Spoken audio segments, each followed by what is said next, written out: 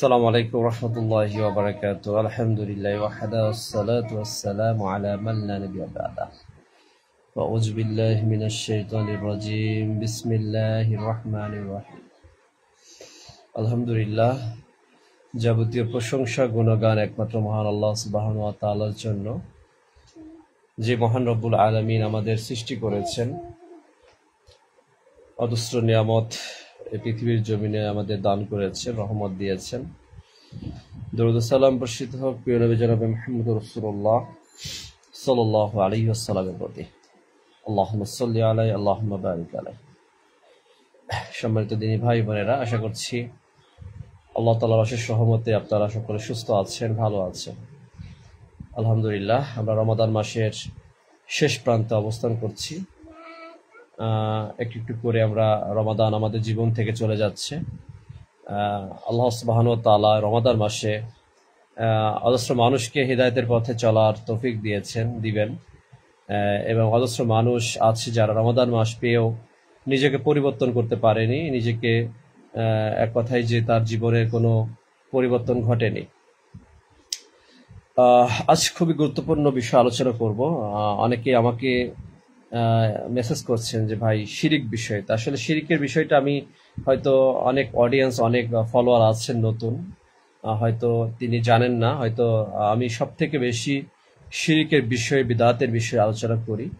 খুব কঠিন দুটো সাবজেক্ট, যার জন্যই মানুষের কাছ থেকে বেশি এক কথায় যে মনোমালিন্য সৃষ্টি হয়। কারণ বিদআতের কথা বললে, মানুষের বিদআতে আমলের কথা বললে মানুষ ফিতনা মনে করে সমাজে, তারা এটাকে গ্রহণ করতে চায় না, তারা হাদিস দিলেও অস্বীকার করে। আজ সে তো এই কথা চিন্তা করে যে আজ আলোচনার বিষয় তাওহীদ এবং শিরিক। তাওহীদ হচ্ছে আল্লাহর একাত্মবাদ, আল্লাহকে স্বীকার করা, এক আল্লাহর ইবাদত করে এক আল্লাহ সুবহানাহু ওয়া তাআলা, তিনি এক অদ্বিতীয়, তার কোনো শরিক নেই। এটা হচ্ছে তাওহীদ, অন্তর থেকে বিশ্বাস করা। আর তাওহীদের বিপরীত হচ্ছে শিরিক। যে আল্লাহ তাআলাকে মানে না সে শিরিক করলো, যে পৃথিবীর জমিনে যে অন্য কোনো ব্যক্তি উপাসনা করলো, আল্লাহ সুবহানাহু ওয়া তাআলার গায়েবের খবর অস্বীকার করলো, এক কথা যে সে ভবিষ্যতের কথা বলল, বা কোনো গণক, কোনো জমিনে কোনো ব্যক্তিকে আল্লাহ তাআলার সাথে শিরিক করলো। এবং ঈমান আনার পরে যারা অবিশ্বাস করে সেটা কুফরি করলো। এবং সব থেকে দামি হচ্ছে তাকওয়া, আল্লাহর ভয়। যাদের মনে আল্লাহর তাকওয়া রয়েছে, আল্লাহর ভয় রয়েছে, তাদের পক্ষে পৃথিবীর জমিনে সঠিক পথে চলা সম্ভব। খুবই গুরুত্বপূর্ণ। আমো যাও, তুমি ওইদিকে যাও, যাও মা, বসে থাকবা, কি দেখবে কত। তো সব থেকে দামি হচ্ছে তাওহীদ। আমরা যে বিষয়টা, আমরা আমাদের প্রত্যেকটা নবী রাসূল পৃথিবীতে এসেছিল তাওহীদের দাওয়াত দেওয়ার জন্য। তাদের উদ্দেশ্য হচ্ছে তাওহীদ প্রচার করা। তো আমরা তাওহীদ কি এটা আমরা সম্পর্কে জানবো, তাওহীদ এবং শিরিক।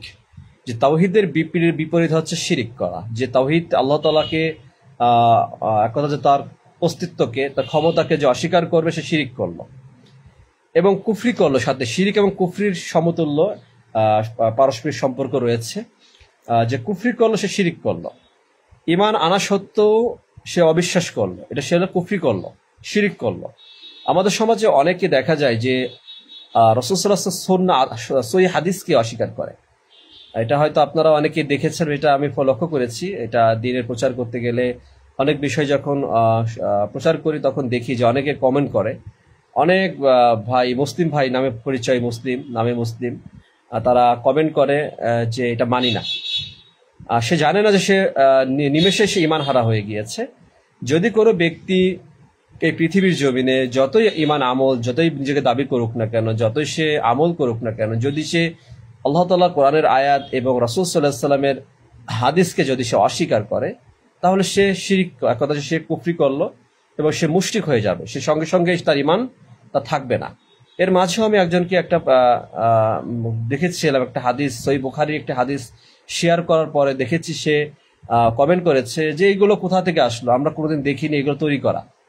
সে বলতে চাচ্ছে যে সে কোনোদিন এর আগে পূর্বপুরুষ থেকে শোনেনি। এই জন্য সে এই হাদিসকে মনে করেছে নতুন কোনো কিছু, যার জন্য সে অবিশ্বাস করেছে। সে এক কথা সে ইমান হারা হয়ে গিয়েছে। যতদিন সে এইটার প্রতি বিশ্বাস রাখবে ততদিন সে মুসলমান হতে পারেনি। সে মৃত্যু হলে সে নিশ্চিত জাহান্নামে তাকে যেতে হবে যদি কোনো ব্যক্তি ইমান হারা হয়ে যায়। এস কে রফিকুল ইসলাম, ওয়ালাইকুম আসসালাম রহমতুল্লাহ। এমডি সির মোল্লা, ওয়ালাইকুম আসসালাম রহমতুল্লাহ। কেমন আছো? আলহামদুলিল্লাহ। ফাতিহা, তুমি কেমন আছো? ফাতিহা, তুমি কেমন আছো? আলহামদুলিল্লাহ। ভাই সেন্ডিং স্টার, ফেসবুকে হারাম টাকা খাবার এত ইচ্ছা কেন? আপনি না মানুষকে বেদাতি বলেন। সেন্ডিং আর্নিং মানি বলতে আপনি কি বোঝাচ্ছেন? আচ্ছা, এটা আমাকে দিয়ে দেয়, হয়তো আপনি নতুন, হয়তো জানেন না। প্রশ্ন যখন করেছেন আমি হয়তো সবাই জানে আপনি নতুন। সবাইকে আমার বলা আছে কেউ আমাকে স্টার গিফট করবেন না। আপনি যদি জানতে চান, অনেকে আমার লাইভে আছেন, আমি এর আগে অনেক মেসেজ করেছি। আসলে এটা ফেসবুক অটো দিয়ে দেয়, এটা যখন লাইভে আসা হয় এটা আমিও দেখি। ইউ ক্যান সাপোর্ট মি, এটা এ সম্পর্কে আমি আগেও বলেছি। আমি কোনো ইনকাম আমার এখান থেকে আমি গ্রহণ করি না। আর স্টার বোঝাচ্ছেন পরিষ্কার করুন, আসলে এখানে কমেন্ট চলে আসে। আর আপনারা লক্ষ্য করবেন যে আমার ভিডিওগুলো লক্ষ্য করবেন যে কোনো স্টার হয়তো দু একজন ভুল করে কখনো, গতকাল এক ভাই মনে 10টা স্টার উনি দিয়েছেন।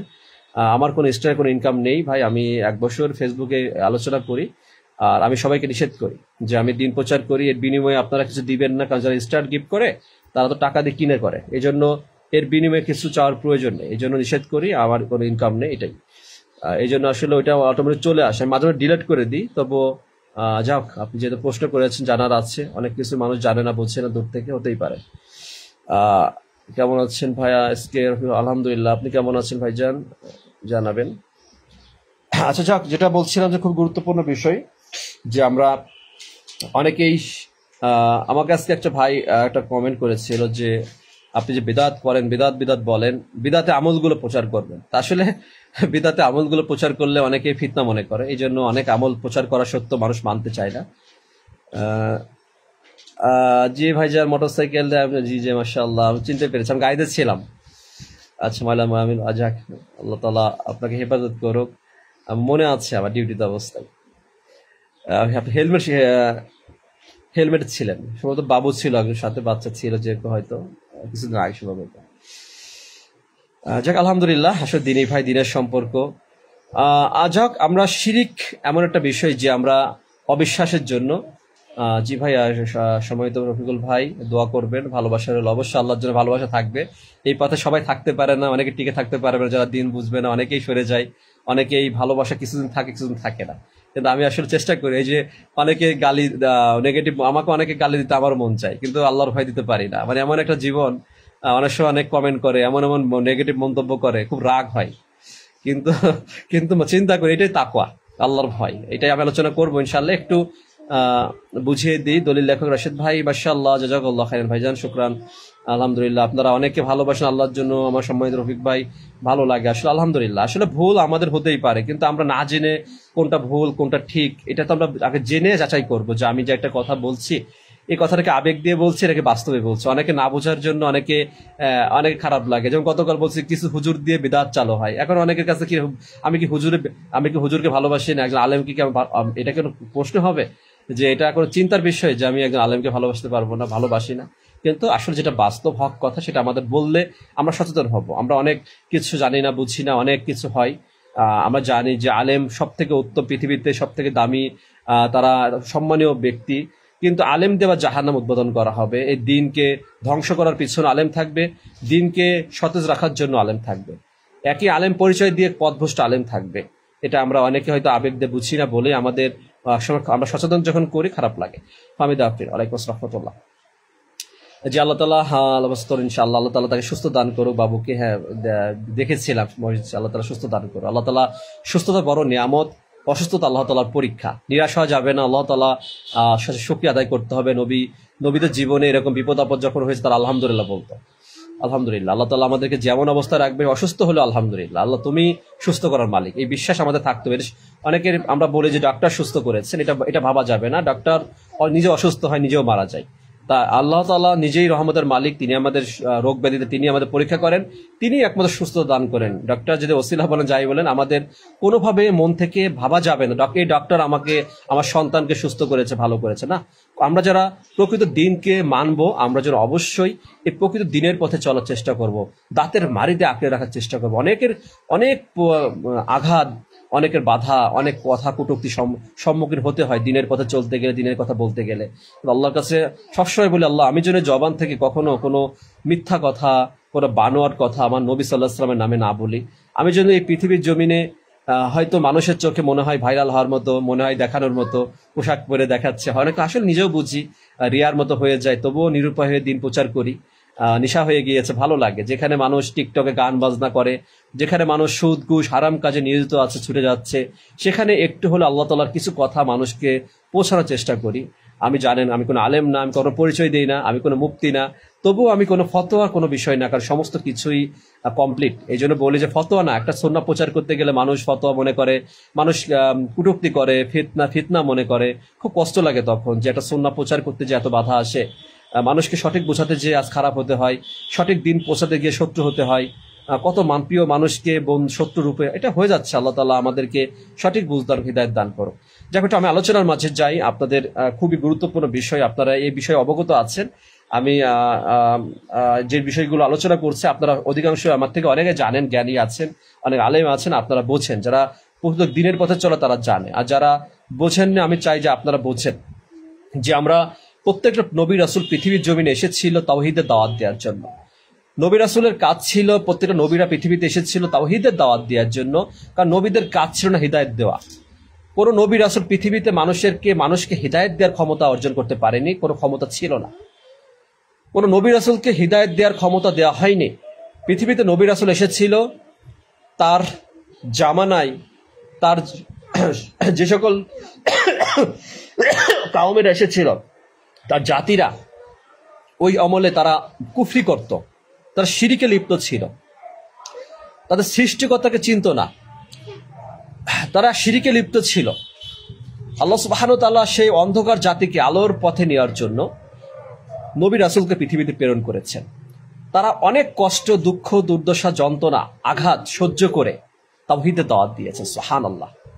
তারা আমাদের ঈমান তো দুর্বল, এজন্য আমরা ভেঙে পড়ি, নিরাশ হয়ে যায়। আমি যখন ব্লক করে দিই, কথা সামান্যটা খোঁচা সহ্য করতে না পারে ব্লক করে, তার মানে আমারও ঈমান অনেক দুর্বল আছে। আমি নিজেও অনুভব করি যে নবী রাসূলদের জীবনে ধৈর্য ছিল। আরে আল্লাহ মনোনীত তারা শ্রেষ্ঠ মানুষ, তারা তাদের ধৈর্য, ঈমান, আমলের মানে কোনো তুলনা করার কোনো সুযোগ নেই। যে তারা জীবনে এত দুঃখ, দুর্দশা, যন্ত্রণা, কষ্টের মাঝে থেকেও তারা আল্লাহ তাআলার তাওহীদের বাণী পৌঁছে দিয়েছেন মানুষের মনের কাছে, মানুষের নিকট। অনেক কষ্ট হয়েছে তাওহীদ মানুষকে শিরিক থেকে, অন্ধকারচ্ছন্ন শিরিক, যে শিরিকে আকবর, যে শিরিকের জন্য একজন মানুষ নিশ্চিত জাহান্নামে যাবে, সেই মানুষ তখন জানতো না কিভাবে আল্লাহ তাআলা ইবাদত করতে হয়, কিভাবে আল্লাহ তাআলাকে ডাকতে হয়, কিভাবে শুকরিয়া আদায় করতে হয়, কিভাবে সিজদা দিতে হয়, কিভাবে আল্লাহ তাআলা ইবাদত সালাত আদায় করতে হয়। সে মানুষ জানতো না, বুঝতো না। তাদেরকে ইবলিস নানানভাবে, নানান দেব দেবী, পাথরের পূজা করত, মূর্তির পূজা করত তারা, এবং তারা ওইটা থেকে যখন লাভবান ছিল, ওই পাথরের মূর্তি বিক্রি করে, তখন তারা ওই টাকার জন্য, ওই ভালো থাকার জন্য তারা মানুষকে ধোঁকা দিত যে এটাই তোমাদের প্রভু, এটাই তোমাদেরকে ভালো রাখে, এটাই এর কাছে চাও, এই তোমাদের রিজিকের ব্যবস্থা করবে। নাউযুবিল্লাহ মিন যালিক। তার মানে মানুষকে সেই অন্ধকারচ্ছন্ন আইমা জাহিলিয়া যুগে রাসূল সাল্লাল্লাহু আলাইহি ওয়াসাল্লাম সে জামানায় তাদেরকে আলোর পথে নিয়ে এসেছেন। সুবহানাল্লাহ।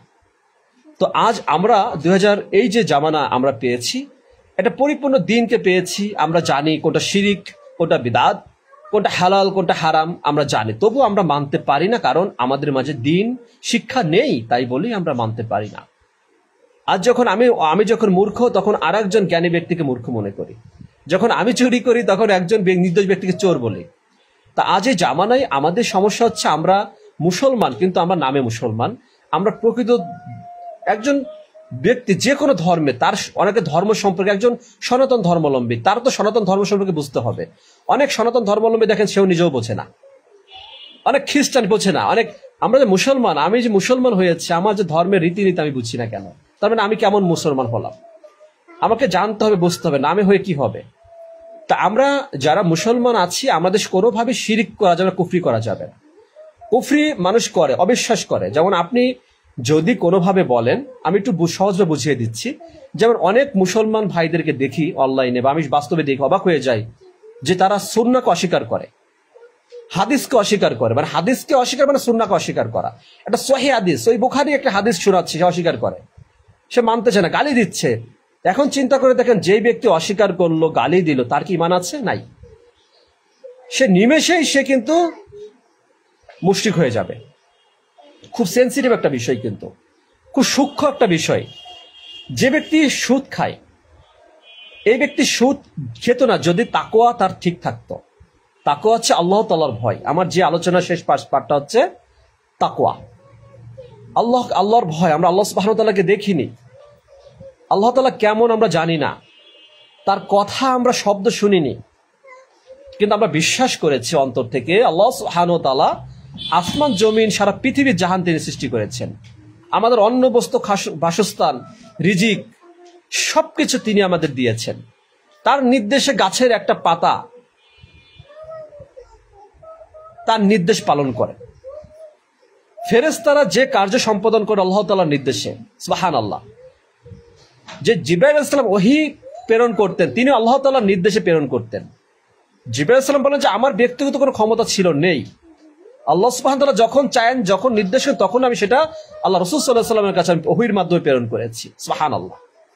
তার মানে আমাদেরকে বুঝতে হবে, মানতে হবে দিনকে, বিশ্বাস করতে হবে, এটা হচ্ছে ঈমান।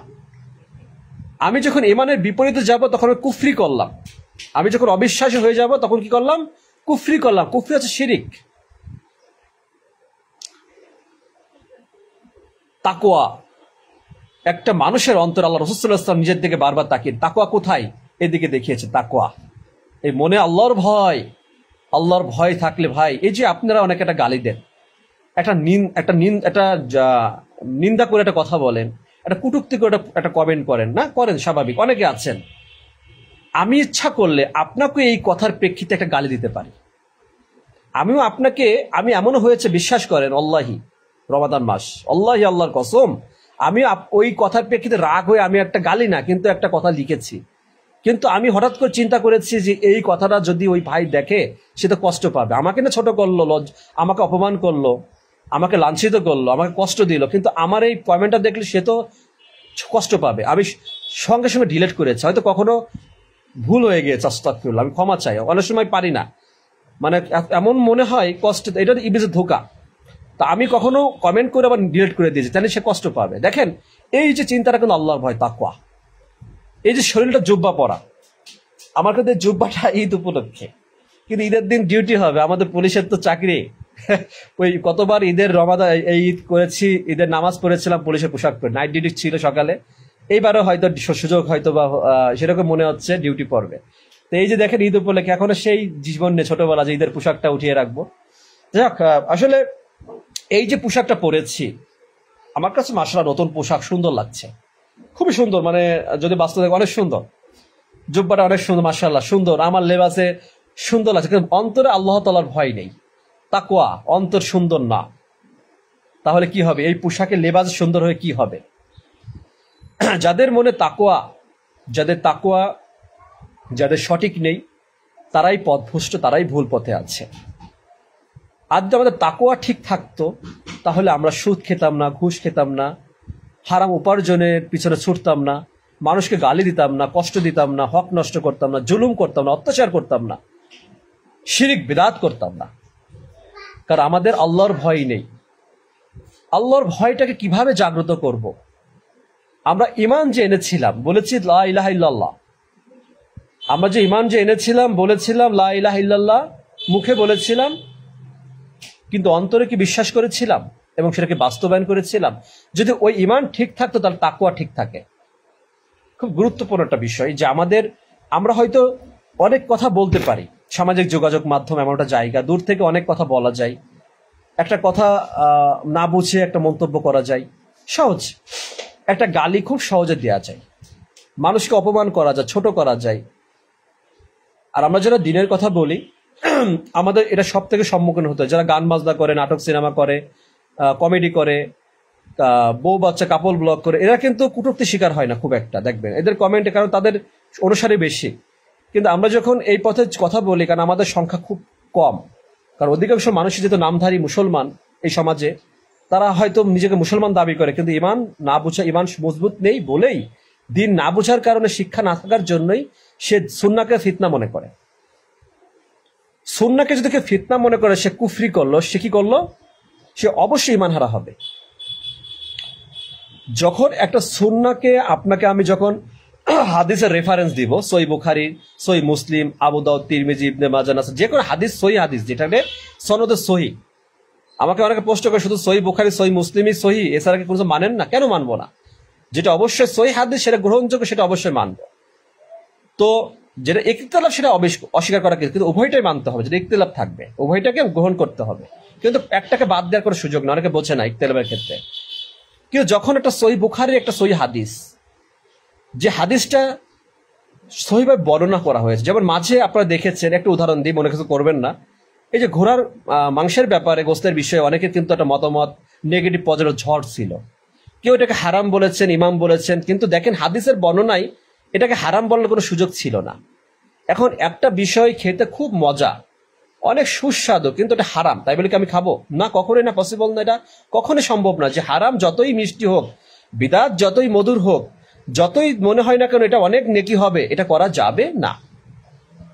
ঠিক তেমনই যে আমি কি এখানে কোনো ব্যক্তিকে প্রমোট করার জন্য বা এটাকে প্রমোট করার জন্য করা হলো না, এটা সুন্নাহকে, মানে এটা আল্লাহ রাসূল সাল্লাল্লাহু আলাইহি ওয়াসাল্লাম যেখানে নির্দেশ করেছেন, যেখানে আবু বকর বিন আয়েশা আসমা রাদিয়াল্লাহু তাআলা আনহা, সহিহ বুখারীর 5519 নম্বর হাদিস দেখবেন, সহিহ বুখারীর হাদিস, সহিহ হাদিস 5519 নম্বর, 5520 নম্বর হাদিস, দুটো হাদিস আসছে।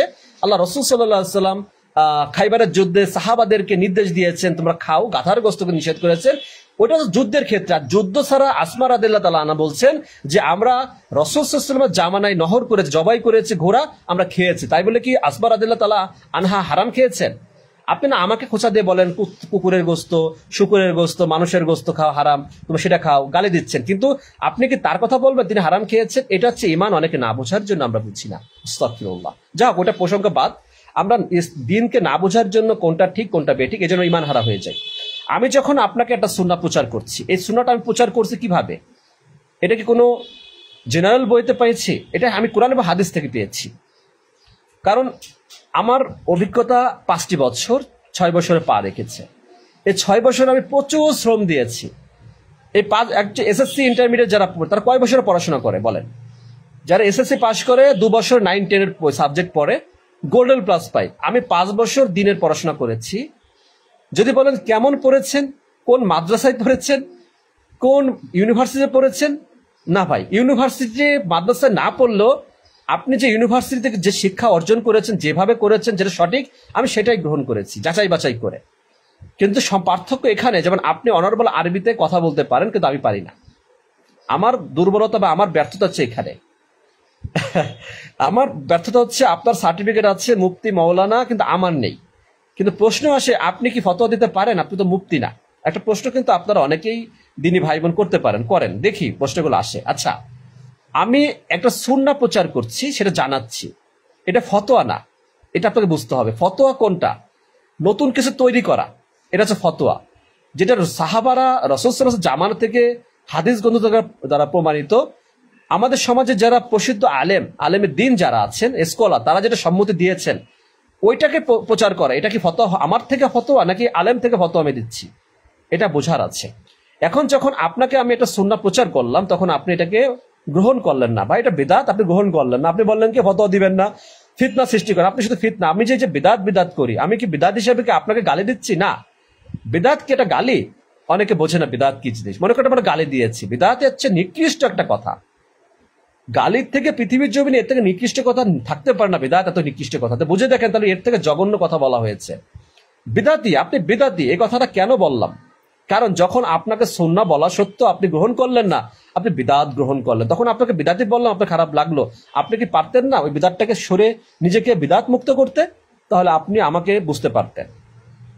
তা আমাদের সমাজে দিনকে না বোঝার জন্য আমাদের এই সমস্যাগুলো হয়, যে আমরা দিন শিক্ষা অর্জন না করার জন্য শিরিক বুঝি না, কুফরি বুঝি না, তাওহীদ বুঝি না, তাকদীর বুঝি না। হ্যাঁ, আমরা কিন্তু এগুলো বুঝি না যে তাওহীদ কি, তাকদীর কি। আমরা তাকদীরের প্রতি ঈমান এনেছি, কিন্তু আসলে ভাগ্যকে বিশ্বাস করি না। অনেকে আছে মানতে পারি না, আমার জীবনে এটা এসেছে আমি মানতে পারলাম না, আমার সন্তান হতে ভয় আমি মানতে পারলাম না, আমার সম্পদটা আমি মানতে পারলাম না, আমার সন্তানটা দুর্ঘটনায় মারা গিয়েছে আমি মানতে পারলাম না, আমার স্ত্রী রোগ হয়েছে, আমার ভাইটা আমার বন্ধু চলে গেল আমি মানতে পারলাম না, আস্তাগফিরুল্লাহ মিন জালিক। এটা বলার কোনো সুযোগ নেই। মানতে পারলাম না মানে কি আমি আমি তাকদীরের বিপরীতে অবস্থান করলাম, ঈমান হারা হয়ে গেলাম। বুঝার বিষয় আছে যে আমরা যে অনেক কথা বলি, আহারে এই ছেলেটা ভাই মারা গেল মানতে পারলাম না, এমন অকাল মৃত্যু মানতে পারলাম না, আস্তাগফিরুল্লাহ, এমন কথা বলা যাবে না। তা আমাদের সমাজে আমরা অনেকে শিক্ষিত আছি, আমরা অনেক অর্জন করেছি, অনেক অভিজ্ঞতা আছে, কিন্তু আমাদের দিনের শিক্ষাটা বড় অভাব, যার জন্য আমরা এক ভাই আর এক ভাইকে গালি দিই, খারাপ লাগে যে এই ভাই এত বিদআত করে কেন, এত শিরিক নিয়ে কথা বলে কেন, কি ইসলামে এর থেকে জঘন্য পাপ কি আর আছে? শিরিক আর বিদআতের পরে আসেন হারাম, আর এটার সাথে কোনো হারাম সম্পৃক্ত আছে। তা আমি এই 5 বছর 5.5 বছরে দিন শিক্ষা অর্জন করেছি, অনেক কষ্ট করেছি ভাই, কারণ আমি জানি বুঝি যে দিনের ক্ষেত্রে কোনো মন গড়া কথা বলা যায় না। কিন্তু আপনি এ কথাটা গ্রহণ করতে পারছেন না এই জন্য যে আপনি ভাবছেন সে তো একটা পুলিশ সদস্য, সে তো মুফতি না মৌলানা, তার কাছ থেকে শিক্ষা নেওয়া যায় না। আমি আপনাকে বলবো আপনি আমার কাছ থেকে শুনে শিক্ষা নেবেন না। আমি যে কথাগুলো বলি এটা আপনি হাদিস খুলে, দরকার হলে করে আলেমের কাছে গিয়ে হাদিসের নাম্বার যদি চান দিব, আপনি যে বলবেন হুজুর এই যে ভাই এই কথাটা বলে এটা ঠিক আছে কিনা। হুজুর যদি বলে বিপরীতে যায় যে এটা ঠিক না, হুজুরকে বলে হুজুর আচ্ছা এটা ঠিক না, আমাকে একটু একটা প্রমাণ দেখান, দলিল দেন, কিন্তু আমরা সেটা বলতে পারি না। তো এই জন্য বলেছি যে আলেম দিয়ে বিদআত সাপ্লাই হয়, আপনারা হয়তো বুঝতে পারছেন না। এই সমাজে আলেম হলে কি সে জান্নাতি হবে? মক্কার ইমাম হলে কি জান্নাতি হবে? লম্বা জুব্বা পরলে কি আমি জান্নাতি? মুখে দাড়ি রেখেছে বলে কি আমি জান্নাতি? মাথায় টুপি পরেছে বলে কি আমি জান্নাতি? 5 ওয়াক্ত নামাজ পড়ছে বলে কি আমি জান্নাতি? না, বুঝতে হবে আমি জান্নাতি নাকি জাহান্নামী এটা আল্লাহ তাআলার অনুগ্রহ দয়া, আল্লাহ তাআলা নির্ধারণ করবেন, কিন্তু আমাকে ইমানের বিশ্বাস রাখতে হবে, বিশ্বাস রাখতে হবে যে তাকওয়া, আল্লাহর ভয়। রাস্তায় চলছেন, টাকা পড়ে আছে, দেখছেন কেউ টাকা ফেলে গিয়েছে, এখন আপনি কি করবেন? ওই টাকা ভোগ করবেন? ইসলাম আপনাকে অনুমতি দেয়নি। আমরা যে চলি, আমরা যে কথা বলি, আমাদের জীবন ব্যবস্থা কি ইসলামের রীতিনীতি অনুযায়ী চলতে হবে।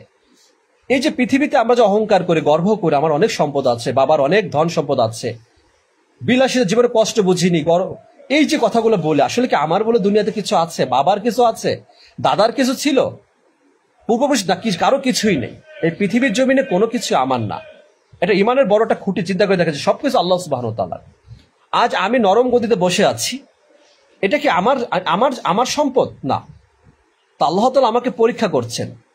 কখনো খেয়ে না খেয়ে কষ্টে আমরা আমাদের জীবনে পরীক্ষা আমরা উত্তীর্ণ হচ্ছি বা আমরা দিচ্ছি, কখনো আমরা পরীক্ষা পাশ করতে পারছি, নিরাশ হয়ে যাচ্ছি।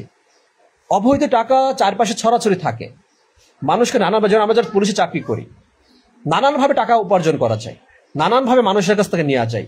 কেউ বিপদে পড়েছে, কেউ কোনো অবৈধ কাজে ধরা পড়েছে, তখন তার কাছ থেকে টাকা আত্মসাৎ করা যায়, বা আত্মসাৎ তার কাছে টাকা দাবি করা যায়। মানে উদাহরণ দিই, যেমন মনে করেন যে একটা হোটেলে একটা ছেলে মেয়ে অবৈধ কাজে ধরা পড়লো, তারা কি জিনার কাজে লিপ্ত ছিল, তখন আমি পুলিশ সেখানে গেলাম, যাওয়ার পর তাদেরকে বললাম যে আপনি হারাম কাজ করতেছেন, আপনাকে মামলা দেওয়া হবে।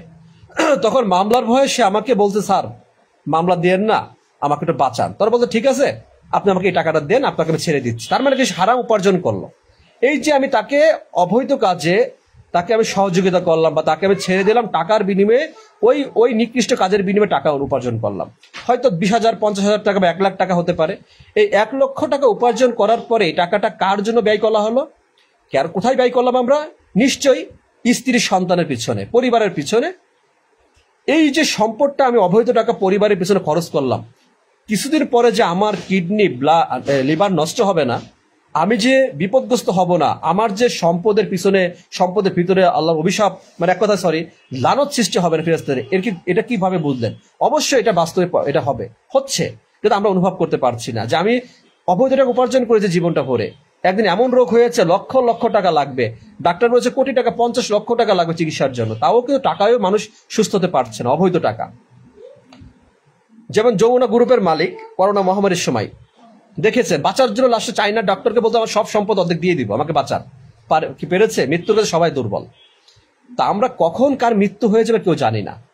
তা আমাদের এই সংক্ষিপ্ত জীবনটা হচ্ছে আল্লাহ সুবহানাহু ওয়া তাআলার আদেশ নির্দেশকে মেনে চলেই রাসূল সাল্লাল্লাহু আলাইহি ওয়াসাল্লাম আদর্শ জীবনে গ্রহণ করে এই জীবনের যে সংক্ষিপ্ত আমাদের যে আয়োজন, জীবনে যেটা প্রয়োজন, কি প্রয়োজন সেইটাকে চিন্তা করে ভালো কিছু আল্লাহ তাআলার কাছে নিয়ত করে চেয়ে জীবনটাকে সমাপ্ত ঘটাতে হবে, তবেই জীবন সফল হবে। আমাদের নিয়তকে সঠিক দিকে নিতে হবে। আমরা যে ঈমান এনেছি মুখে বলি, কিন্তু আমাদের অন্তর থেকে বিশ্বাস বাস্তবায়ন করতে হবে। এই যে রমাদান মাস চলে যাচ্ছে, এখন রমাদান মাসের পর আমি কালকে একটা পোস্ট করে দেখেন, আমি কিন্তু অনেক ধরনের পোস্ট করি। এই পোস্ট করার এই কথাগুলো কেউ বলে ভাই মাশাআল্লাহ সঠিক বলেছেন, ঠিক বলেছেন। কিছু ভাই বলতেছেন কি একটু নেগেটিভ করতেছে। এখন কথা হচ্ছে কি, যেখানে 100 জনের ভিতরে 90 জন বলছেন ঠিক আছে আর 10 জন বলতেছে ঠিক নাই, তার মানে বুঝে নিতে হবে যে এত মানুষ রায় দিচ্ছে, তার মানে এখানে আমার কোনো ভুল থাকতে পারে বোঝার। তা আমি এই কথাটা কেন ফেসবুকে পোস্ট করলাম? এখানে যদি আমি মিথ্যা কথা বলে নাটক করি, যদি মন রক্ষা করা অনেক ইমাম সাহেব মসজিদে চাকরি বাঁচানোর জন্য মন রক্ষা করে সৎ কথা বলে না, তাহলে কি হবে? মানুষ সঠিক পথে আসতে পারবে না। আজকে জুমার নামাজে শুধু কথা, এই মসজিদে আমি নামাজ পড়ি, খালি মাছের বাজারের মতো কথা হয়। আমি তো 2 বছর হয়ে গেল এই মোড়ে, অনেক কথা হয়। হুজুর বলতেছে কথা বলবেন না। হুজুর যদি হাদিস জানিয়ে দিতেন যে দেখেন রাসূল সাল্লাল্লাহু আলাইহি ওয়াসাল্লাম নিষেধ করেছেন যে যখন খুতবা চলমান থাকবে তখন তোমরা কথা বলবে না এবং কাউকে নিষেধও করবে না, এটা বলা কি হারাম? যে একজন কথা বলছে ভাই কথা বলবেন, এটা বলাও নিষেধ। যদি তাকে সুন্দরভাবে বোঝানো হতো নাজমুল মাশাআল্লাহ বন্ধু, তাহলে সে জানতে পারতো এ ভাই টাকনুর নিচে কাপড় পরবেন না, ওইটুক বললে সে কিন্তু মানবে না। তাকে বোঝাতে হবে টাকনুর নিচে কাপড় পরলে ওই অংশ জাহান্নামে প্রবেশ করবে, আল্লাহ তাআলা বলেছে, রাসূল সাল্লাল্লাহু আলাইহি ওয়াসাল্লাম কোনো কথা নাই। এবং কিয়ামতের মাঠে আল্লাহ সুবহানাহু ওয়া তাআলা তার দিকে রহমতের দৃষ্টিতে ফিরে তার কথাই বলবেন না। তার মানে যখন আমার ভয় চলে আসবে, ভাই হারাম উপার্জন করবেন না, হারাম উপার্জন করলে ইবাদত কবুল হয় না, তখন আমার ভয় চলে আসবে। ভাই শিরিক করলে নিশ্চিত জাহান্নামে যেতে হবে, যে তওবা না করাই, ভয় চলে আসবে। ভাই বিদাত করলে দোয়া কবুল হয় না, বিদাতকারীকে কোনো সুপারিশ কিয়ামতের মাঠে রাসূল সাল্লাল্লাহু আলাইহি ওয়াসাল্লাম করবে না, বিদাতকারী হাউজে কাউসারের পানি থেকে বিতাড়িত হবে। বিদাত কি? বিদাতে আমল কি? আচ্ছা আমাকে প্রশ্ন করতেছেন যে ভাই বিদাতে না বলে বিদাতে আমল প্রচার করেন। বিদাতে আমল যখন প্রচার করা হয় তখন এই সমাজের অধিকাংশ মুসলমানকে ফিতনা মনে করে, কারণ তাদের পূর্বপুরুষ বাপ দাদা এটাই করে আসতেছে। কি আল্লাহ সুবহানাহু ওয়া তাআলা কুরআনুল কারীমে কিন্তু এটাই বলেছেন যে ওরা বলবে, যেমন আবু জাহেল, আবু লাহাব, ওরা বলতো, ওদের কথা ছিল তাদের পূর্বপুরুষের ধর্ম আমরা ত্যাগ করবো না, পূর্বপুরুষ যেটা অনুসরণ করেছে আমরা সেটাকে ছাড়বো না। তা এরাও ঠিক তাই এটাই বলতেছে যে আমার পূর্বপুরুষ যেটা করেছে সেটাই করব। রাসূল সাল্লাল্লাহু আলাইহি ওয়াসাল্লাম যেটা দিয়েছেন সেটা আমাদের গ্রহণ করতে হবে, কিন্তু দেননি যেটা বিদআত, সেটা অনেকে গ্রহণ করতেছে আমল হিসেব করে। 27 রাত, কদরের রাত, কালকে মিজানুর রহমান আজহারী সাহেবের লাইভে আমি একটা কমেন্ট করেছি, হয়তো আপনারা অনেকে দেখেছেন, অনেকে ভালো নাও লাগতে পারে, ভাবতে পারে বাবা আপনার মতো সামান্য ব্যক্তি তার মতো বড় একজন আলেমকে কি বললেন। তিনি এতদিন লাইভে আসেননি, কালকে লাইভে এসেছেন মক্কা মুনাররহ থেকে। উনি লাইভে এসেছেন আজকে 27 রাত, কদরের রাত। তার মতো একজন জনপ্রিয় আলেম, জনপ্রিয়তা রক্ষা করার জন্য তিনি ঢেকে রাখলেন। তার মানে 29 রাতকে কেন আপনি গোপন রাখলেন? এই কিয়ামতের মাঠে মিজানুর রহমান আজহারীকে জবাব দিতে হবে যে তুমি যখন এত মানুষ তোমাকে ফলো করে, তুমি এত বড় শায়েখ, কেন তুমি আলেম হওয়ার পরেও তুমি মানুষকে 29 রাতের প্রতি তুমি অবহেলা করো না? এটা কেন বলা হলো না? এই শায়েখ আহমদুল্লাহ বলেন, বড় বড় আলেম বলেন, এরা দেখবেন যে এমনি সময় কিন্তু গোল আলু মার্কা, সবসময় ভালো ভালো কথা বলে, কিন্তু অনেক কিছু গোপন রাখে। যেখানে স্পষ্ট হাদিসে কোনো দিনকে কেন্দ্র করে আজকেই কদর হবে যেখানে উল্লেখ নেই, সেখানে অনেক সাংবাদিক 15 দিন আগে কমেন্ট করে লিখছে ভিউ পাওয়ার জন্য যে আপনারা রমাদানের শেষ দশক 21, 23, 25, 27, 29 কদর খুঁজবেন। আবার ওই সাংবাদিক মিডিয়া চ্যানেলে আবার নিউজ করছে কালকে আজ কত সবে কদর। ওকে শিরিক করলো, অবশ্যই শিরিক করলো। কি বলতে হবে? আল্লাহ চাইলে, আল্লাহ যদি চাই কদর হবে ইনশাআল্লাহ। কারণ রমাদানের শেষ দশক, বেজর রাত, 27 রাত, কদর হবে না বলার কোনো সুযোগ নেই, হতে পারে, আল্লাহ চাইলে হবে। এটা হচ্ছে ইমান। এখন হুজুররা বলে কি ওই দিনে মেম্বারে উঠছে বক্তব্য দিচ্ছে, বাকি দিন কি করলো? এই যে হুজুর দ্বারা যে বিদআত চালু হয়, হুজুর দ্বারা যে মানুষ পথভ্রষ্ট, তার হচ্ছে প্রমাণ হচ্ছে এটা। ভাই আজকে দান করেন বেশি বেশি, ভাই জিলাপি নিয়ে আসেন, খাবার ধান্দা। কারণ এছাড়া তো আপনি চাকরি করেন, আপনি তো চিন্তা করবেন, আমরা তো বুঝি, কিন্তু আপনাকে তো আল্লাহ তাআলা আলেম বানিয়েছে ওই দায়িত্ব গ্রহণ করার জন্য না, এই কাজের জন্য না। আপনি আলেম হয়েছেন কেন? তাহলে তো চাকরি করেন, ব্যবসা, অন্য কিছু করেন। আলেম হয়েছেন বলে দিন প্রচার করে টাকা উপার্জন করতে হবে, রাসূল সাহাবারা এমনটা কিন্তু ছিলেন না, তাদের দিন এমন ছিল না। তা আমি সম্মানিত, আমি ভালোবাসি মিজানুর রহমান আজহারী সাহেবকে, তাকে ওখানে কমেন্ট করেছি, কালকে লাইভে ছিলেন, কিন্তু ভিডিও শেয়ার, লাইভ না, যে হুজুর আপনি কেন সঠিকটাকে প্রচার করলেন না, আজকে কদরের রাত আপনি কোন দলিল ভিত্তিকে জানাই দিলেন? এত বড় আলেম, তিনি তো জানেন। এই যে মানুষগুলো যুগের পর যুগ, এই যে হানাফি মাযহাবের অজস্র মানুষ, কোটি কোটি মানুষ 27 রাতকে কদরের রাত বলে, এটা কি বলার কোন অধিকার আছে? এভাবে স্পেশাল এভাবেই কদর বলার? আপনারা বলেন। বলতে হবে যে ইনশাআল্লাহ আল্লাহ চার কদর হতে পারে। 21 রাত শীতল ছিল, ঠান্ডা ছিল, বৃষ্টি ছিল, ঝিরিঝিরি বাতাস ছিল, 21 রাতকে কদর আর বিশ্বাস করে নাই ওরা। কোনো রাতে গুরুত্ব দেয়, শুধু 27 রাতকে কদর করেছে। তা 29 রাত কি হলো? এই যে দেখেন, আমরা তো মাদ্রাসায় পড়ি নাই, কিন্তু আল্লাহ তাআলা আমাদেরকে একটু বুঝিয়েছে। এটা হয়েছে অপরাধ এদেশের মানুষ, আলেম সমাজের ভিতরে, যে মাদ্রাসা না পড়ে এত কিছু বুঝলো কিভাবে? অনেকে হিংসা অহংকার হয়, আমি টিকতে পারি না। যখন আমার মুখের কথা, হক কথা, সঠিক কথা শোনেন, আপনি চিন্তা করেন আপনি কি মুক্তি হয়ে গিয়েছেন, আপনি কি শায়েক হয়ে গিয়েছেন। তাই তো আমি দোয়া চেয়েছি। একটা ছবি দেখেছেন, একটা ছবি আপনারা দেখেছেন।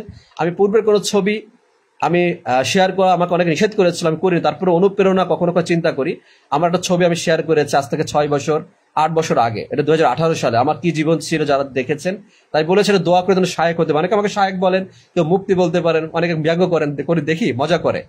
তা আপনি মজা করেন ভাই, গালি দেন, কিন্তু আমি পারছি না, কারণ তাকওয়াকে গ্রহণ করেছি। আপনি বলতে পারেন আপনি তো চালায় জান্নাতে চলে যাবেন, একজন লিখছে, কমেন্ট করছে। এখন তার প্রোফাইলে ঢুকে দেখি যে মুসলমান, দেখে বোঝাই যায় না, নাই মুখে নবীর সুন্নাহ, নাই মুখের মাঝে নামাজের কোনো সিজদার কপালের কোনো চিহ্ন নেই, ওর মাঝে মুসলমানের কোনো আলামত, কিন্তু আমাকে নিয়ে কটূক্তি করলো। কারণ কি জানেন? ও তো নামে মুসলমান। নামে মুসলমান হলে একজন আলেমকে নিয়ে কটূক্তি করা যাবে, একজন শায়েককে নিয়ে মজা করা যাবে, গালি দেওয়া যাবে, কোনো বিষয় না, আপনার অধিকার আছে, কিন্তু আপনাকে জেনে বুঝে কথা বলতে হবে। তো আমাদের এই ইসলামকে আমরা বুঝিনি আজ পর্যন্ত, মানতে চাইনি। এখন প্রশ্ন করতে পারেন, হুজুর কেন আমরা জানতে পারলাম না? যে একটা প্রশ্ন থাকে না, যে কদরের রাত কেন জানতে পারলাম না, রাসূল সাল্লাল্লাহু আলাইহি ওয়াসাল্লাম কেন তাকে ভুলিয়ে দেওয়া হয়েছে? কেন? আসলে ধারণা করে কথা বলা হতে পারে যে আমি রমাদানের শেষ দশকে রাসূল সাল্লাল্লাহু আলাইহি ওয়াসাল্লাম রাত জাগতেন। যদি আমরা জানতাম যে আজ রাতেই কদর হবে, তাহলে আমরা বাকি রাতগুলোকে অবহেলা করতাম, ইবাদতের শামিল বা আমরা মূল্যায়ন করতাম না। এই জন্য রমাদানের শেষ দশককে অধিক বেশি যেন বান্দা ইবাদতের প্রতি মশগুল থাকে, অধিক বেশি যেন তার ধ্যান চিন্তা ধারণা থাকে, এই জন্য কদরের রাতকে ভুলিয়ে দেওয়া হয়েছে। শুধু এতটুকু টাচ দেওয়া হয়েছে, বেজর রাত। বেজর রাতে কদর, সবে কদর, লাইলাতুল কদর। এই কদর আমরা খোঁজার কথা বলা আছে। খুঁজবেন কিভাবে? লাইট জ্বালিয়ে, হারিকেন জ্বালিয়ে, টর্চ লাইট, ইবাদতের মাধ্যমে খোঁজার কথা বলা হয়েছে। তা কালকে যখন দেখছি নিউজ করছে সাংবাদিকরা, আজ কদরের রাত, তো এই ব্যক্তির কাছে ওহী নাজিল হলো যে রাসূল সাল্লাল্লাহু আলাইহি ওয়াসাল্লাম বলে যেতে পারেন। কথাটা শুনে আপনাদের খারাপ লাগতে পারে, নরম ভাই বলতেন। এদেরকে নরম বলার কিছু নেই, কারণ এরা হচ্ছে ভিউ কামানোর চিন্তা করে, এরা যুগের পর যুগ, এরা হচ্ছে দুমুখী। একজন আলেম সত্য প্রচার করে না, কালকে সমস্ত মেম্বারে আলেমরা বয়ান দিচ্ছে, সে ঢালাও ভাবে আছে কদর প্রচার করছে। দেখেন, এরা আবার দুই মুখে কথা বলে। আবার বলে যে রমাদানের শেষ দশকে খুঁজবেন, আবার 27 রাতকে তাদের অনুসারীদের বুঝিয়ে দেয় আজকে কদর। এই আলেমগুলো কিয়ামতের মাঠে বিচারের কাঠগড়ায় দাঁড়াবে, আল্লাহি দাঁড়াবে। যারা প্রকৃত দিনকে ঢেকে রেখেছিল, যারা প্রচার করতো না, যারা লাভের জন্য, খাওয়ার জন্য, হাদিয়ার জন্য মন রক্ষা করে, সভাপতির মন রক্ষা করে, মসজিদ কমিটির মন রক্ষা করে চলেছে, প্রকৃত কথা বলে বিদাত চালিয়ে দিয়েছে।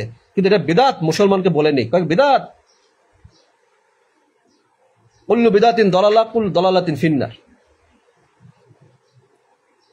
এই যে কথাগুলো ইমাম সাহেব তো অনেক সব বলে, আল্লাহ আমাদের বিদাত থেকে হেফাজত করুন, নিজে বিদাত করে, হাত তুলছে বিদাত করার মাধ্যমে, বিদাত থেকে হেফাজত করুন। তাহলে আপনি হুজুর যদি বিদাত না বোঝেন কোনটা বিদাত, তাহলে আপনি কিভাবে বিদাত থেকে আল্লাহ আপনাকে হেফাজত করবেন? এখন এই সমাজে হুজুরের বিরুদ্ধে কথা বলা যায় না, আলেমের কোনো বলা যাবে না, আপনি কে বলার, মুফতি সাহেব কথা বলে, সে যা বলে, কিন্তু ইসলাম তো ধ্বংস করে দিচ্ছে অনেকে, এটা কেউ চিন্তাও করছে না। আমরা যখন মানুষকে সতর্ক করছি, তখন ফিতনাবাজ হয়ে গেলাম। যাক, আল্লাহ তাআলা যাকে সঠিক বুঝ দিবে সে সঠিক বুঝ পাবে, কেউ পাবে না। এভাবে দিন প্রচার করতে হবে। তো যেটা বলছিলাম সম্মানিত ভাই আমার, আমরা শিরিক কুফরি আমরা করব না। কোন হাদিসকে, সহিহ হাদিসকে অস্বীকার করা যাবে না। আপনি যদি গ্রহণ না করতে সুন্নাহ, আপনি আজ মুখে দাড়ি রাখেননি, হয়তো নিয়ত করেছেন কিছুদিন পরে রাখবেন, কিন্তু আমি বলবো এটাও ভুল, কারণ ওই পর্যন্ত জীবন থাকবে কিনা, বেঁচে থাকবো কিনা কে জানে। আপনি সিগারেট খান, অভ্যাস, নেশা হয়ে গিয়েছে, আপনি ছাড়েন না, আপনি মুহাম্মদ সাল্লাল্লাহু আলাইহি ওয়াসাল্লাম অনুসারী হতে পারেন না। আপনি যেখানে কাঁচা পেঁয়াজ রসুনের গন্ধ, রাসূল সাল্লাল্লাহু আলাইহি ওয়াসাল্লাম বলেছেন মসজিদের ধারে কাছে এসো না, সেখানে আপনি বিড়ি খেয়ে কিভাবে মসজিদে যান? একটা প্রশ্ন কিন্তু থাকে, মানে অনেকে যেটাকে হারামকে হালাল করতে চায়। হ্যাঁ, রাজু আহমেদ ভাই, ওয়ালাইকুম আসসালাম রহমতুল্লাহ। জি ভাই, আল্লাহ তাআলা আমাদের রমাদান মাস পরিবর্তন হওয়ার তৌফিক দান করুন। তো আমাকে পরিবর্তন এভাবে হতে হবে। আমি চাই, আমার একটা চাওয়া, মনের সবসময় বলি যে আপনারা সকলেই যার যার স্থান থেকে একটু দিন শিক্ষা অর্জন করেন, কারণ সকলে শিক্ষিত, মেধাবী।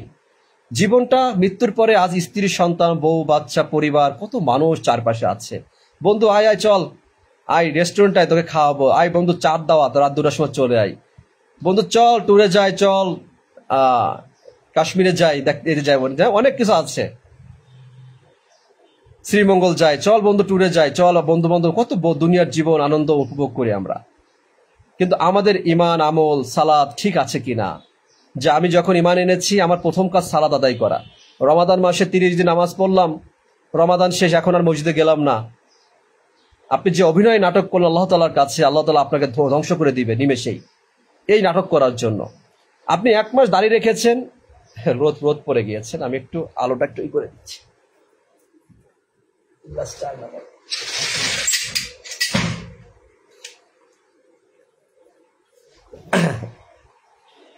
রোদ চলে আসছে, গ্লাসটা। আপনি 1 মাস এরকম হচ্ছে বাস্তব কথা। বিগত দিনে দেখেছি যে রমাদান মাসে সে দাঁড়িয়ে রেখেছে, আবার চাঁদ উঠেছে, ওই রাত্রে আবার শেভ করেছে। এই যে ধোঁকা দিলেন, আপনি একজন মুনাফিক। মনে রাখেন, লিখে রাখেন, কি যদি কেমন করে দেয় সে, আপনি লিখে রাখেন যে আমি মুনাফিক। আপনি রমাদান মাসে বিড়ি সিগারেট হয়তো খাননি, চেষ্টা করে, এরপর আপনি শুরু করলেন, আপনি মুনাফিক। আপনি মসজিদে গিয়েছেন রমাদান মাসে, এখন যাননি, আপনি মুনাফিক। আপনি কুফরি করেছেন, শিরিক করেছেন। যে আপনি রমাদান মাসে নামাজ পড়েছেন, নামাজ ছেড়ে দিয়ে আল্লাহ তাআলা বলেছেন, স্পষ্ট হাদিস, জেনে রাখবেন। আমি যে কথাগুলো বলি এগুলো যাচাই বাছাই করবেন, কারণ আমি কোনো কথা কোরআন হাদিসের বাইরে বলিনি আজ পর্যন্ত, জবান থেকে 5 বছর পার করেছি। এই জন্য আমার মনে সাথে দেখেন, আমি সবসময় খুব জোর গলায় বলি আর খুব কনফিডেন্সে বলি যে আমার এই কথা ভুল প্রমাণ করার ক্ষমতা বাংলাদেশের বুকে কোনো আলেমেরও নেই। কেন বলি কথাগুলো জানেন? কারণ এটা ইমান, একটা বিশ্বাস। এটা অহংকার করে বলি না যে আপনার কাছে শুধু দেন আমি জেনারেল লাইনের বলে খোঁচা দিবেন, এই জন্য বলি যে ভাই নাই, আমি তো চ্যালেঞ্জ করে বলি যে আমি যেটা বলি সেটা সঠিকটাকে বলি, খুব বেছে বেছে চলি, খাইও বেছে বেছে খাই, পোশাকটাও পরি খুব ভালো বেছে, তাহলে আমি কেন আমলটা বেছে করবো না? যে রমাদান মাসে এসেছে, রমাদান এসেছিল জীবনকে পরিবর্তন করার জন্য, কিন্তু আমি রমাদান মাসে নিয়ত করেছিলাম রমাদান মাসে ইবাদত, মসজিদে যাব, মাথায় টুপি পরবো, একটু দাড়ি রাখবো, একটু হারাম থেকে বিরত থাকবো, ঘুষ খাবো না, সুদ খাবো না। রমাদান চলে গেল, আপনি পুনরায় একই কাজ করার উদ্দেশ্য, কারণ হচ্ছে আপনার নিয়ত সঠিক ছিল না। আপনি জীবনটা ভরে ভাবছেন যে আমি এখন গুনাহ করবো, সুদ খাবো, ঘুষ খাবো, একদিন হজে গেলে আমার সব মাফ হয়ে যাবে। যদি এমনটা মনে করে থাকেন, ওই হজ আপনার কবুল হবে না, টাকা শুধু খরচ যাবে। খুব গুরুত্বপূর্ণ বিষয় না? যে এটা আসলে ইসলামের অনেক কিছু আছে, আমাদের বুঝতে হবে, জানতে হবে, মানতে হবে। জানবো, মানবো, যাচাই করব। রমাদান মাস আসছে, চলে যাচ্ছে, আর 2-3টা দিনের পর চলে যাবে। এরপরে আমি আবার জেলাও সেই কত, মসজিদে আমাকে চেহারা খুঁজে পাওয়া যাবে না। ওই যে কালকে আমি একটা পোস্ট করেছি, দেখেন, যে 11 মাস সে কাল কদর পেয়ে গিয়েছে, কদর দিয়ে হুজুর দিয়ে দিয়েছে হাতে, তাকে তুমি কদর পেয়ে গেছো। আচ্ছা 27 রাত কদর জানিয়ে দিয়েছে, কদরের রাত, যেখানে রাসূল সাল্লাল্লাহু আলাইহি ওয়াসাল্লাম জানেননি কবে, সে তাকে হুজুর বলে দিয়েছে কদরের রাত। যাই হোক, তাহলে চিন্তা করে দেখেন, তাহলে সে আর বাকি মাস চিন্তা করবে আমি তো কদর পেয়ে গেছে, 1000 মাসের ইবাদত করা হয়ে গেল, আমার আর কি দরকার মসজিদে যাওয়া, নাকি? ধোকা দিয়ে গেলেন ভাই, ধোকা দিলেন এভাবে মানুষকে। তাহলে আপনি বাকি 11 মাস কি করবেন, আর মসজিদে জুমার দিন মাঝে একটু হাজিরা দিলেন, আপনি মুনাফিক নাম্বার মুসলিম। আর আপনার জন্য আল্লাহ তাআলা জাহান্নাম সৃষ্টি করেছেন, মনে রাখবেন, আপনার জন্য করেছে, অন্য ধর্মের মানুষের জন্য, আপনার জন্য, গরু ছাগলের জন্য, আপনার জন্য জাহান্নাম সৃষ্টি করেছেন। আপনাকে জাহান্নামে যেতেই হবে, আপনি যাবেন না বলে কাজ হবে না, যেতেই হবে, কারণ আপনি হচ্ছে মুনাফিক। মদিনায় মুনাফিক ছিল, রাসূল সাল্লাল্লাহু আলাইহি ওয়াসাল্লাম জামানা অনেক মুনাফিক ছিল, যে আমি দাঁড়িয়ে রেখেছি, এখন দাড়ি কেটে ক্লিন শেভ করবো, মুনাফিক আপনি। আমার কথা যদি মিথ্যা হয়, ভুল হয়, গালিগালা যাই, কিয়ামতের মাঠে আমাকে দরকার দায়ী করবেন, যে কথাগুলো আপনি বলছেন, বলে আসছেন। আপনি নাটক করতেছেন, দুনিয়াতে মানুষ অভিনয় করে, কিন্তু আল্লাহ তাআলা সে নাটক করে কি নিজে ক্ষতিগ্রস্ত হচ্ছে। অবশ্যই আমি ফাঁকি নিজেকে দিচ্ছি, আল্লাহ তাআলাকে দিচ্ছে। সালাতে গিয়ে সালাত শুদ্ধ করে আমি দেখি, একটু মজার কথা বলি, মজা বলবো কি, তারাবির সালাত, কিছু কিছু ছেলেরা ভালোই প্রাপ্ত, ভালো বয়স, ও কি করে, বসে থাকে, যখন রুকুতে যাবে তখন এবার শরিক হয়, ও মনে করছে রাকাত শেষ করলে নামাজ হয়ে যাবে, ওই নামাজ ওর কোনো কাজে আসবে না। কারণ ও ফাঁকি দিচ্ছে, চুরি করতেছে। নামাজের রাকাতের থেকে গুরুত্বপূর্ণ নামাজকে শুদ্ধ করা, সঠিকভাবে আদায় করা, খুশি খুশি ভাব নামাজের ভিতরে সৃষ্টি করা, মনের ভিতরে অনুভূতি সৃষ্টি করা। তো রমাদান মাসে আপনি নামাজ পড়লেন 5 ওয়াক্ত, রমাদান শেষে আপনি বাদ দিলেন, আপনি মুনাফিক মার্কা মুসলমান। আপনি দাড়ি রেখেছিলেন, কেটে ফেললেন, মুনাফিক মার্কা মুসলমান। আপনি বিড়ি খেতেন না, এখন আবার বিড়ি খাওয়া শুরু করেছেন। বা যারা বিড়ি খেতে বাদ দিতে পারেন, আপনার ইবাদতে গ্রহণযোগ্য, দোয়া কবুল হবে না, মনে রাখবেন। কিন্তু আপনাকে আমি নিষেধ করার সুযোগ নেই, কারণ ইসলামে এই অনুমতি তাকে দেওয়া হয়েছে যে তুমি সুদ খাও, ঘুষ খাও, জিনা খাও, যতই পাপ করো, এখন মানুষ হত্যা করে আসছে, তোমাকে নামাজে যেতে হবে। নামাজ কোনোভাবে, সালাত কোনোভাবেই কোনো বাহানা দিয়ে বাদ দেওয়ার কোনো সুযোগ নেই। যে কাজে ব্যস্ত হয়ে আছে, নামাজ পড়তে পারি না। এই যে আমার অনেক পুলিশ সদস্য দেখি নামাজই পড়ে না, অনেক নামাজের সময় খুব কম আমাদের ভিতরে, নামাজ কালামের প্রতি খুব কম, নামাজ পড়তে চায়, নামাজ পড়ে না, ডিউটি এত কষ্ট করে ডিউটি করে নামাজ পড়তে চায় না, উদাসীন। কারণ কি, ওই যে হিদায়েত দামি জিনিস, জীবনে চাকরি পেয়ে মনে করছে আমি সৌভাগ্যবান, চাকরি পেয়েছি, অনেক টাকা বেতন পাচ্ছি, এটা ওইটা পাচ্ছি, অনেক অনেক অনেক আছে, কিন্তু আমার তো হিদায়েত পেলাম না। হিদায়েত যে পেল না, তার থেকে কপাল পোড়া পৃথিবীতে কে আছে?